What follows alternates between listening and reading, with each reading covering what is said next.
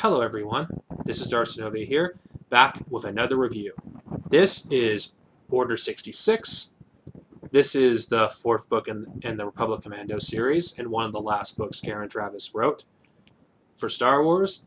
And just like the other books, Karen Traviss, every time she writes anything regarding, the Mandalorians, she adds more and more depth to, the characters. And not to mention, unlike other writers in this era, I feel like Karen Traviss does probably an amazing job of having some gray area when it comes to the Separatists and the Republic, that both sides there aren't necessarily good, that there's a lot of bad things about both sides, and neither one of them are completely wrong or completely right. So it explores the dark side of war, which is one of the things that Star Wars rarely explores, honestly, I will admit. And I will give Karen Traviss credit for actually exploring this. Because this is barely explored, because, war isn't black and white. It never has been.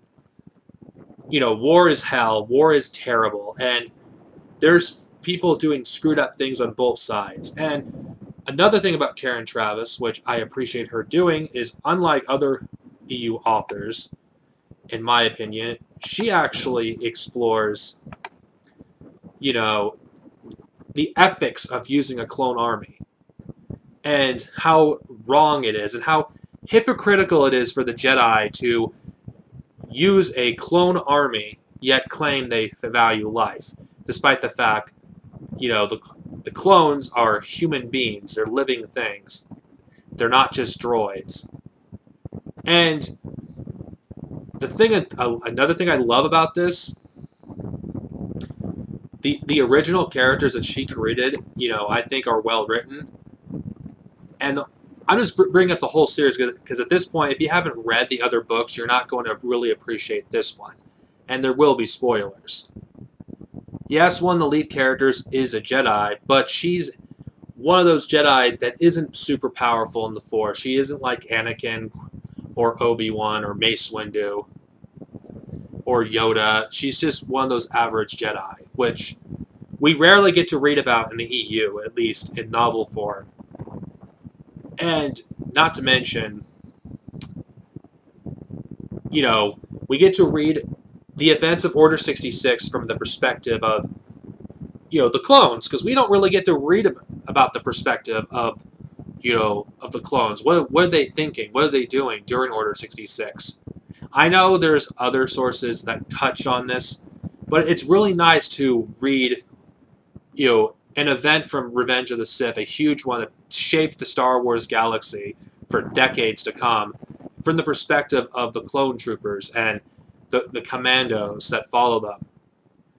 And another thing I really like is one of the leading Jedi generals, I'm not going to spoil what happens to him, really, but it's interesting. Now, the ending for this is pretty damn dark. I mean, Aaron dies. It happens suddenly. It comes out of nowhere and without warning. And in war, that is true. Death can come anywhere. And I think her death was, tragic as it was, the chapters that took place after it were setting up future stories, which unfortunately only one of them came to fruition, which I'll get into Imperial Commando next time. Well, not next time. That's going to be Revenge of the Sith, but next time I talk about a Karen Traviss novel. Now, this also, gives us into detail about, how Mandalorians adopt, who aren't blood related. We also get to learn more about, Cerberera, what happened to his biological children. That's a little subplot in this book. I actually thought, Jango Fett's sister was dead, but apparently she's alive according to this book. This is one of the few books that we actually get to visit Mandalore. This one, Mandalore before the events of the Yuuzhan Vong. And I don't know. There isn't much more I can say about Order 66. I think it's a great book, one of the best books of this era. And if you are a fan of Mandalorians, I think you should pick this one up along with the ones that came before it. It's a decently long book, but I think it's worth it. It's a page turner from the first page to the last. You will not notice the difference how long the chapters are. I give this one a classic rating. I think it's really good. It's definitely worth your time, and definitely worth everything. To me, I think it's one of the best Star Wars novels, and one of Karen Travis's best books. Next time, I will be reviewing the very last Karen Travis Star Wars book that, on this channel that you'll ever see me review, unless I start reviewing Halo books. Later, everyone, and have a good day. And may the Force be with you always.